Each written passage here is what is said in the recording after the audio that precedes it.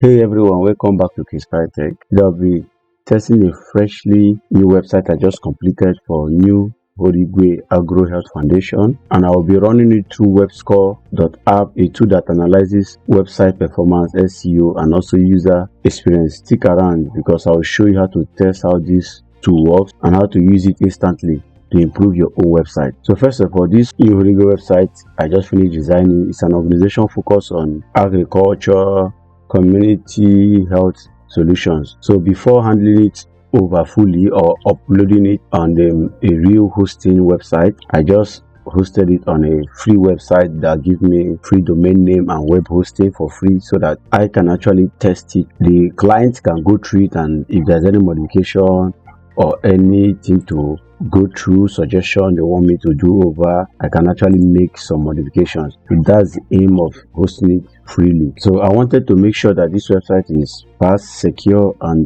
SEO friendly. So that's where this WebScore.app comes in to check for warnings, errors, and gives me actionable tips. So first of all, when you open the WebScore.app, I'll be dropping a link to this website. I'm gonna copy this URL, copy it. I'll go over to the WebScore, come over here, paste the URL, and click analyze. So it takes few seconds, and then the result will be given a breakdown, details of everything.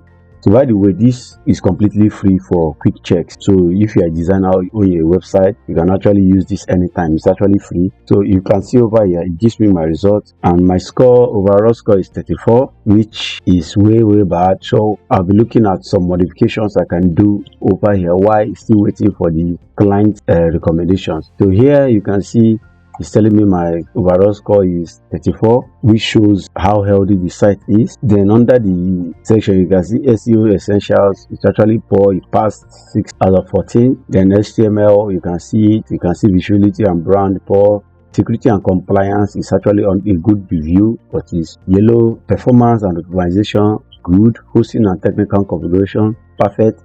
Domain not really bad because I've not hosted it on a real domain, so this may be bad. Miscellaneous bad, and accessibility for maybe those that have visually impaired. You can see the score here. So what I'll be doing, if you come down here, you can see the HTML structure. It's telling me some things that I missed on my website, which I will take this and then pick them one after the other and actually work on the website. You understand?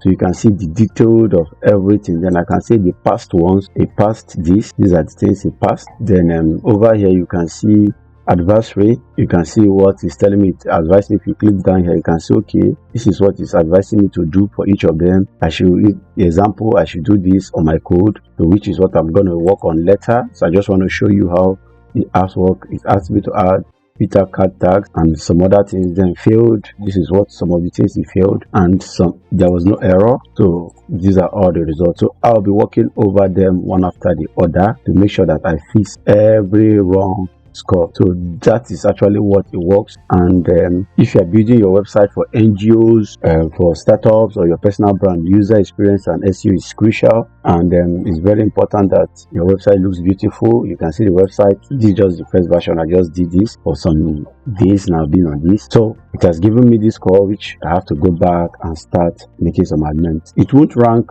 well or keep visitors engaged, but using WebScore or similar tools can give you instant clarity on what to fix before launching publicly. So this is not yet public. There you have it, and the new Horigwe Agro Health Foundation website tested and scored with a clear steps to make it even better. You can see the steps for me to make it even better. It passed this. Then this semantic element, I didn't actually give header.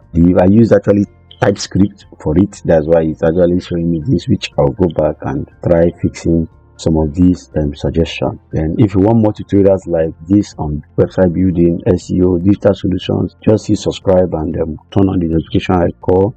And also you can drop your comment below. What's your website score? I would love to check it out also, so you can drop the link to your website score and we would love to see. Thanks, and see you in the next video.